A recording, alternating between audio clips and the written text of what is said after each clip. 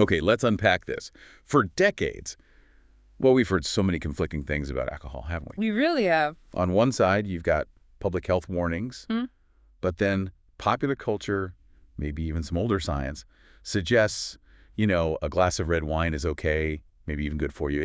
It's messy. It is messy, and I think that's because public perception hasn't really caught up with the latest scientific consensus, which is pretty definitive now. Right. Organizations like the World Health Organization, the WHO, they've done some really deep analysis, not just looking at drinking habits, but the actual biological ways alcohol causes harm. So our mission today is to cut through all that noise. We're doing a deep dive into some serious scientific sources, really trying to nail down what the evidence says now about drinking, health risks, and, well, whether there's any safe amount you can drink. Exactly. Is there a minimum risk level? That's the question. What's the absolute minimum risk? And what's fascinating, I think, is how the science has evolved. We've moved past just saying drinking too much is bad to understanding, specifically how alcohol affects your body right from the first sip. Okay, so let's start right there then. Before we get into the bigger picture stuff, like policy. Yeah. What is alcohol actually doing inside us? What's the hit list for our physical systems, especially the major organs we usually link with drinking?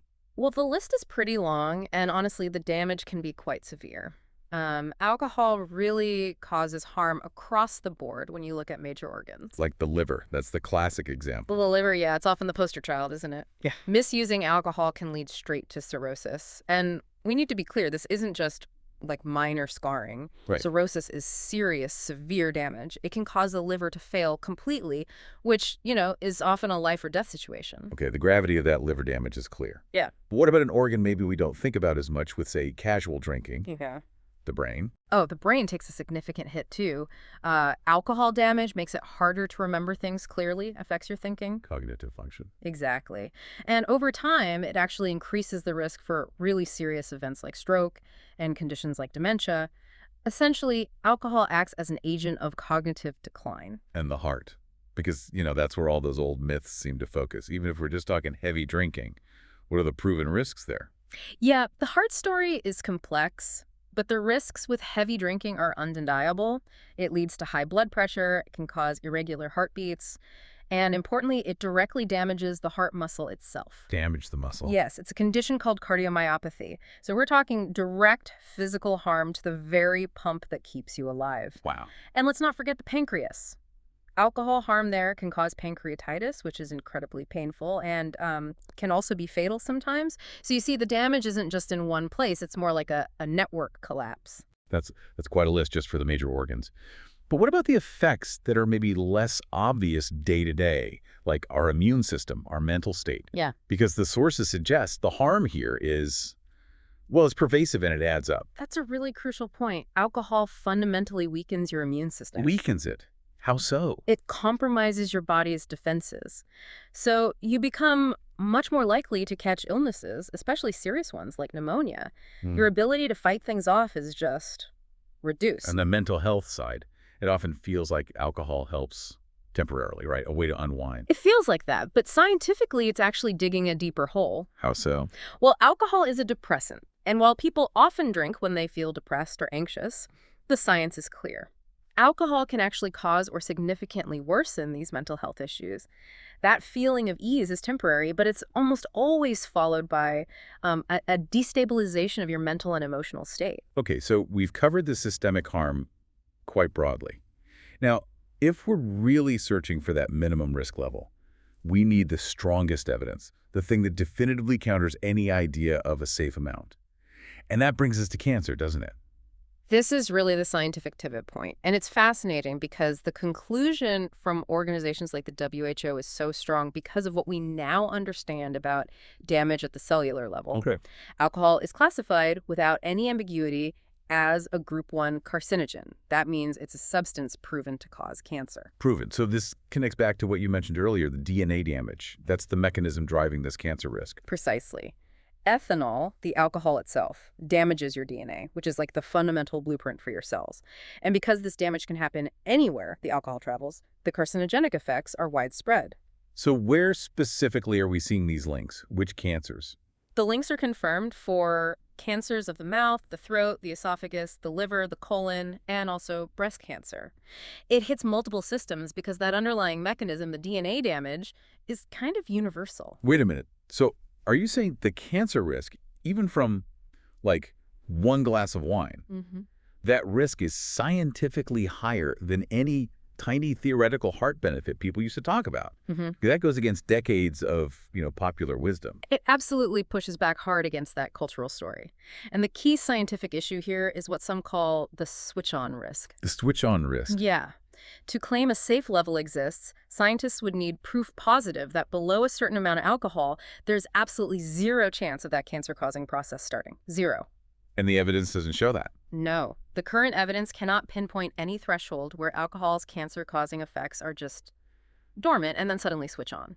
Because the damage mechanism starts at the DNA level, the risk is basically there from the very first drop. So essentially the science says there's no sweet spot, no level where potential, maybe questionable heart benefits somehow outweigh the definite cancer risk. That really sums it up. There is just no solid proof that any supposed positive effects from light drinking, whether it's heart disease or type 2 diabetes, are stronger than the confirmed cancer risk you take on with that same amount of alcohol. And those older studies suggesting benefits.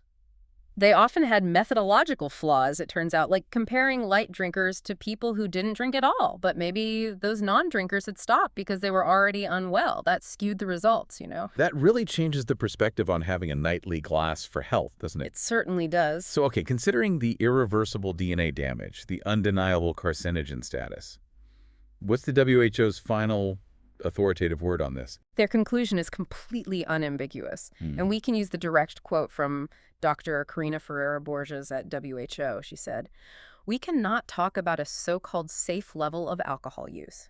It doesn't matter how much you drink.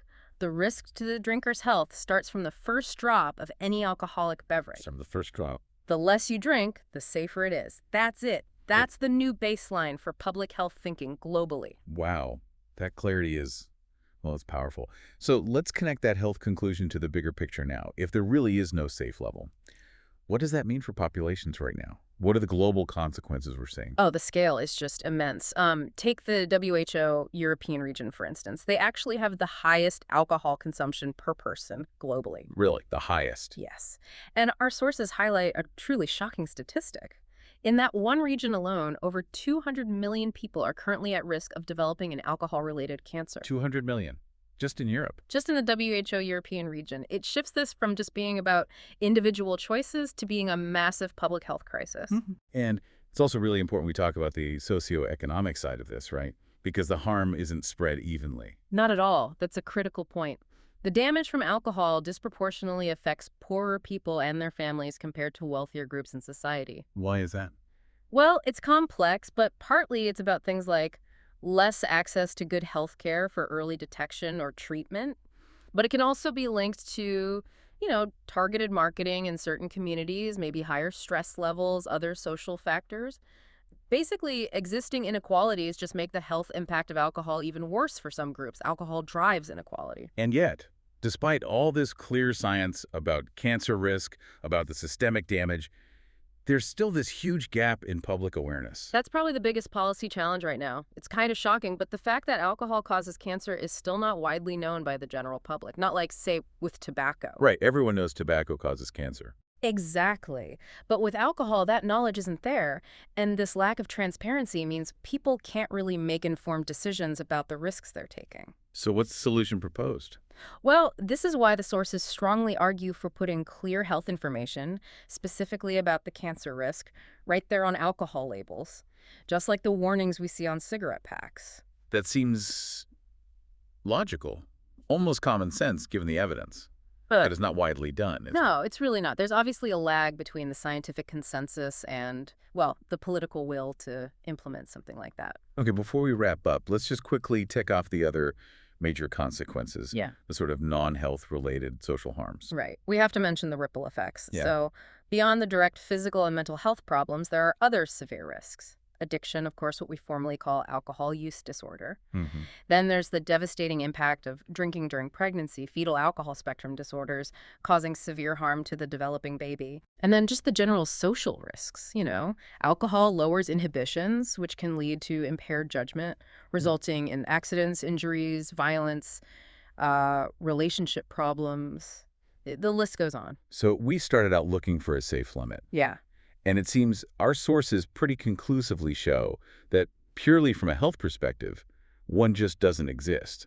This deep dive really gives crucial context, I think, both for personal choices and for those bigger public policy debates about, corporate responsibility and public health. Absolutely. And for you, the learner listening to this knowledge is genuinely transformative. It has to shift the conversation, doesn't it? Away from searching for some magic safe level and towards acknowledging that there's continuous dose-dependent risk right from the beginning. On the first drop. From the first drop, understanding that link between alcohol and DNA damage, that's really the key takeaway. And the sources clearly flag that major gap in public awareness, especially around the cancer link, which most people just don't seem to know about. Yeah. So here's something to mull over. Considering the millions, maybe hundreds of millions, at risk globally, how might things change? What if putting a specific explicit warning causes cancer label on all alcohol packaging became mandatory everywhere? A step that's clearly not widespread yet. How could that fundamentally shift drinking habits and maybe public health outcomes across the entire globe? Definitely something to think about as you process these facts.